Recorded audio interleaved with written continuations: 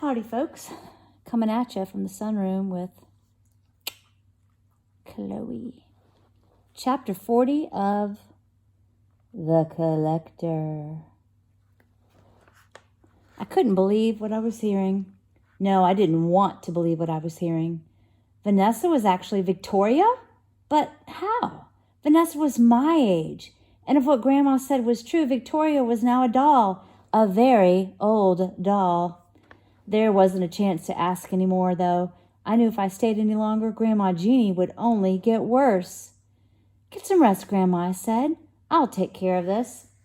The only problem was I had no idea how. I headed back to my room. I needed to formulate a plan, some way to defeat Beryl and to keep everyone safe. I needed a miracle. By dinner time, the miracle hadn't come. I'd spent what I felt like hours writing out ideas, but without the internet or good books on witches nearby, I didn't really have much to go on. I knew from movies that evil spirits hated salt.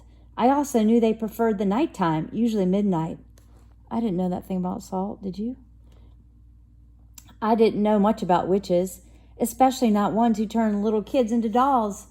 I mean, there were witches in all the old stories, The Wizard of Oz, Snow White, Hansel and Gretel, but I didn't have magic slippers, and even though Vanessa always had baked goods, I didn't think Beryl would fit in the house's tiny oven. I also didn't think I could bring myself to hurt anyone, let alone cook them. When Mom called up to me that it was time for dinner, I realized I'd only been at work for less than an hour. I rubbed my eyes. My head already hurt from thinking so much, and I still hadn't come up with any ideas.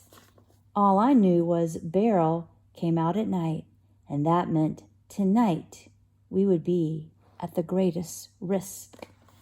I walked past Anna's room when I went to dinner, pressed my ear against her door. I didn't hear anything in there, but that didn't mean much, though. She might still be asleep. I hoped she was feeling better. If her dreams... Sorry, I was blocking Chloe. If her dreams were anything like mine last night, I could imagine she hadn't slept much.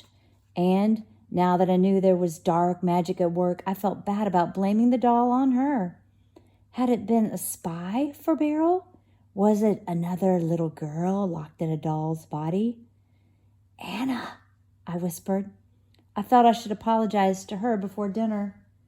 I should try and show her that I was sorry by offering to bring her food or something. I had to protect her, and that meant she had to trust me again. She didn't respond. Anna? I asked again, a little louder this time. Mom called from downstairs, Josie, dinner! But I barely heard her. I was listening intently to Anna's door. It was quiet, so quiet. I turned the handle and stepped inside. The curtains were drawn and the covers pulled up in a huddle. I crept in. Her room smelled exactly like Grandma's room, and that had me worried. Anna? I asked again. How are you feeling? Do you need me to bring anything? I stepped closer, letting the door click shut behind me. My heart pounded in my throat. Still, she didn't answer. Anna? I reached her bed. I reached her bed. Reached out my hand. Pulled back the cover. The doll stared back. The doll. The one that Vanessa had given her. The one I'd destroyed. Now its pieces were back together with all the cracks showing. And it stared at me like it knew I was the one who'd brought it to harm. How had it gotten back together? How had it gotten back inside? On the doll was a folded note. I grabbed the note and unfolded it with shaking hands. Clara says you are mean. Clara says I should run away. So I am. Goodbye forever, Anna. I remembered what Vanessa had said about Anna needed to wait to find a friend. I thought about how we'd never met Clara and how Clara didn't have any parents. Clara was working for Beryl, too, and she had stolen my sister. Oh man, Chloe, should I keep reading? I think I should. Chapter 41. By the way, Maida, you asked how many chapters there were? There are 45. So here goes chapter 41. Dinner smelled amazing, but I barely paid it any attention as I raced down the steps and out the back door. Anna's note was crumpled in my pocket and Mom's voice called out from behind me, but all I could focus on was the woods. The woods and the witch who had stolen Anna. Mom might have followed me. I wasn't sure. I crashed through the trees and the twigs, stumbling and getting scratched, and it reminded me so much of my dream last night.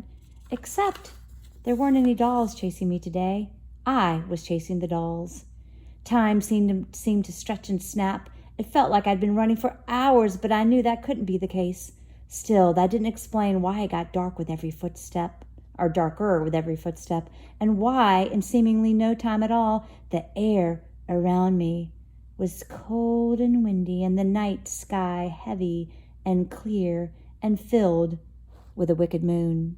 Magic, it had to be. It also had to be a sort of magic that propelled me forward, a magic that led me to the edge of the glade where Vanessa's house rested. That magic cut out the moment my foot landed on the first broken concrete slab of her sidewalk. I stopped there, panting heavily, staring out of the house. Lights glowed inside, and the moon hovered low overhead, but everything else was dark. Dark shadows. I could hear my mother calling my name. But it was too late. I knew the same magic that drew me in would prevent her from finding me here. The yard was still overgrown like a nightmare, but the mannequins and the dolls were all gone. That made the hair on my neck stand on end. If the dolls weren't there, where were they? I had a feeling I already knew. It was then that I realized how stupid this was. It was late, or it seemed late, and I was here alone, facing off against an evil monster witch with an army of dolls at her disposal. And all I had on my side was me, just little old me, with no magic and no clue how to save Anna or myself. Good thing she's still here to protect me. I should have brought my mom. I should have brought Grandma. I should have called the police, but I hadn't, and here I was. A terrible path before me and no turning back. I clenched my fists. I wasn't going to run away from this. I was going to get my sister back, and I was going to put an end to Beryl once and for all. For me, for Anna, for Grandma Jeannie. Slowly, I crept up to the front door, hoping that maybe they weren't expecting me, hoping I could surprise them, though I didn't know what I would do if I did. The door was open a crack, and the moment I neared, I heard a familiar voice. Josie, you've returned. I clenched my teeth and pressed my hand to the door. It was time to meet the monster.